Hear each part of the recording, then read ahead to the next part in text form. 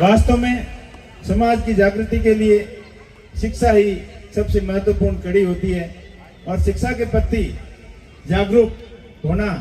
सभ्य समाज की एक नींव रखने के बराबर होता है। और सभ्य समाज तभी बनता है जब समाज के अंदर अच्छी शिक्षा हो और अच्छे संस्कार हो। मैं धन्यवाद दूंगा समस्त आयोजनकर्ताओं का और समाज के मौजूद व्यक्तियों का कि आपने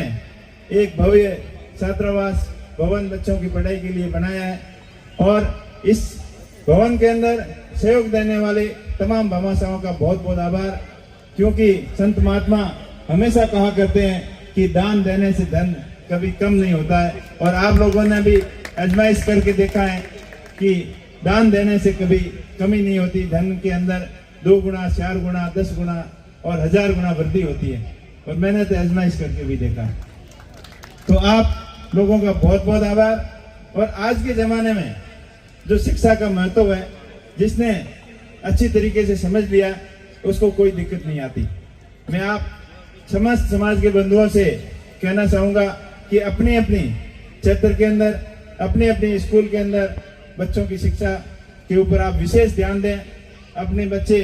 स्कूल में पढ़ते हैं तो पेरेंट टीचर मीटिंग अवश्य करें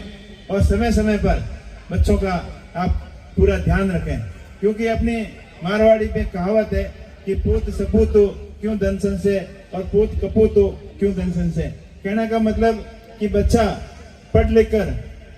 सफल हो गया तो धन की कोई आवश्यकता नहीं, और अगर औलाद सफल नहीं हुई, सक्षम नहीं हुई, तो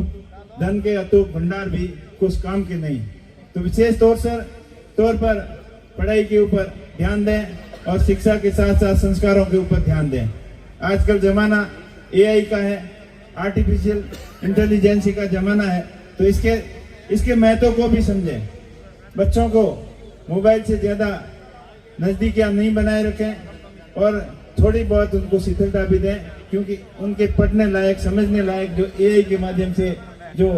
सामग्री प्राप्त होती है तो उसका भी सदुपयोग करना बहुत जरूरी है। आजकल स्कूलों के अंदर ऐसे पाठ्यक्रम भी ऑनलाइन AI के माध्यम से उपलब्ध होते हैं, और कोई भी विश्व के अंदर कोई भी किसी के बारे में आपको जानकारी पूछनी है तो AI के माध्यम से आपको ChatGPT हो गया, गूगल हो गया, ऐसे 10 करीब बड़े प्लेटफॉर्म हैं जिसके माध्यम से हम किसी भी चीज़ की जानकारी हासिल कर सकते हैं। अब मंच पे बैठे सारे नेताओं के बारे में आप ChatGPT को और गूगल को पूछोगे तो आपकी पूरी की पूरी कुंडली बता देगी, और किसी भी तीर्थ स्थान के बारे में आप के अंदर जानना चाहे तो उसके बारे में भी वो पूरी कुंडली आपको बता देगी। तो ये एक अच्छी चीज है, समझने की चीज है, ज्ञान प्राप्त करने की चीज है, सीखने की चीज है, तो इसके महत्व का भी आप सदुपयोग पूरा करें। इस मौके पर मैं आभार व्यक्त करूंगा हमारे hyphen hero major Dalpat Singh ji. उनके जीवन से भी हमें बहुत बड़ी प्रेरणा लेनी चाहिए कि सेकेंड वर्ल्ड वार के अंदर उन्होंने जो भारतीय सेना का अदम्य साहस और वीरता का जो परिचय दिया और विदेश की धरती पर भी अपनी ताकत का लोहा मनवाया, ऐसे वीर सपूतों को भी हम हर मौके पर याद रखें और उनसे प्रेरणा लें कि किस प्रकार साहस और बहादुरी के माध्यम से हम आगे बढ़ सकते हैं, उनसे प्रेरणा ले सकते हैं और अपने जीवन को सफल बना सकते हैं। तो अपने जीवन के अंदर कई प्रकार के मोड़ आते हैं, तो मेरा विशेषकर युवा साथियों से कहना है कि किसी भी परिस्थिति से घबराने की जरूरत नहीं, हताश होने की जरूरत नहीं। जितनी समस्याओं का आप डटकर मुकाबला करोगे उतना ही आपके जीवन के अंदर निखार आएगा और उतनी सफलता को आप परम शिखर तक पहुंचेंगे। यहाँ के लोग, मारवाड़ के लोग दूर प्रदेशों के अंदर भी अपनी अच्छी पहचान बना रखी है, विशेषकर व्यापार के क्षेत्र में। साउथ के अंदर जाओ, चाहे दिल्ली के अंदर जाओ, हैदराबाद में जाओ, बॉम्बे में जाओ, चेन्नई में जाओ, मदुरई में जाओ, बड़ी बड़ी सिटियों के अंदर यहाँ से युवा जाकर रोजगार के क्षेत्र में अपना प्रश्न लहराया है और अपनी जो विशिष्ट योग्यता का जो परिचय दिया है कि किस प्रकार हम विदेश की धरती में अनुकूल परिस्थितियों के अंदर भी अपने अनुकूल परिस्थितियों को, अपने प्रतिकूल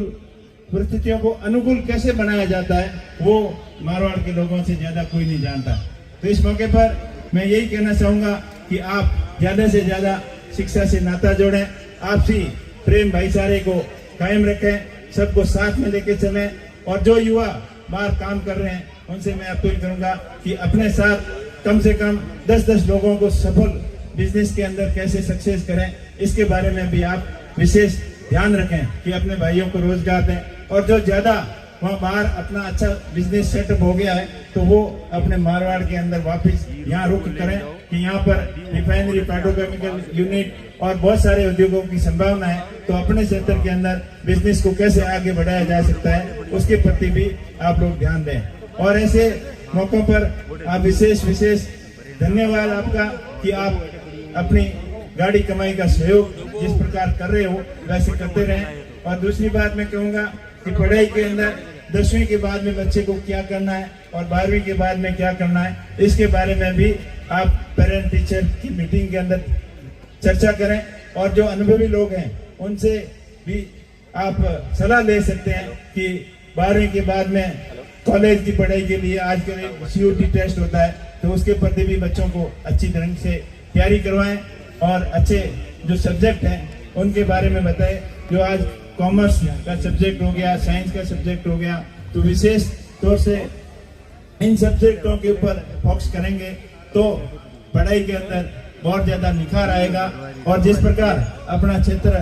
पढ़ाई के प्रति जागरूकता आई, अभी भाई उमेश सिंह जी ने बताया, मेरे पूर्व वक्ताओं ने कि बताया कि पढ़ाई का महत्व क्या होता है। तो जिसने पढ़ाई का महत्व समझा, अभी जिक्र हुआ किसान हाउसिंग बोर्ड का, तो वो किसान हाउसिंग बोर्ड 1935 के अंदर उसकी स्थापना हुई थी और उसके अंदर 36 कौम के लोग कोई भी वहां जाके पढ़ सकता था, आज भी पढ़ सकता है। तो उससे प्रेरणा लेकर हर एक समाज ने अलग अलग अपने अपने क्षेत्र के अंदर ये हॉस्टलों की व्यवस्था की। तो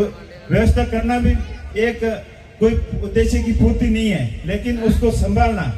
उन हॉस्टलों के अंदर प्रॉपर व्यवस्थाएं ठीक है, बच्चे ठीक ढंग से पढ़ रहे हैं, ठीक ढंग से रह रहे हैं, नहीं रह रहे हैं, उनकी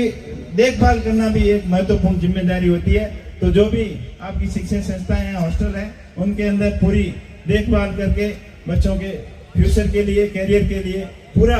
प्रयत्न करें ताकि आने वाली पीढ़ी को कोई भी किसी भी प्रकार की दिक्कत का सामना नहीं करना पड़े। आने वाला समय और ज्यादा कंपटीशन का समय, प्रतिस्पर्धा का समय, और उसके अंदर उस समय के अनुसार बच्चों को अपन तैयार नहीं करेंगे तो शिक्षा के क्षेत्र के अंदर आगे बढ़ने से कहीं न कहीं अपन पीछे रह जाएंगे।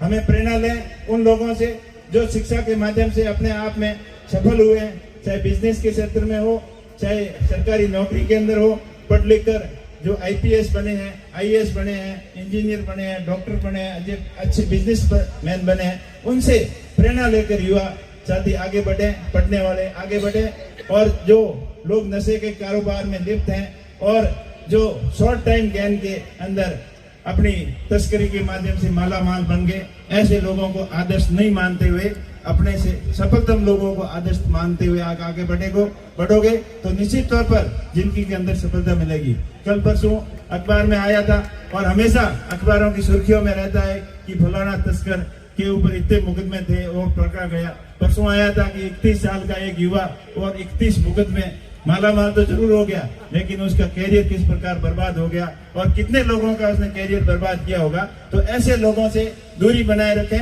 और सफलतम लोगों को आदर्श मानते हुए आगे बढ़ें। आपने बुलाया, मान सम्मान दिया, इसके लिए आपका बहुत बहुत आभार।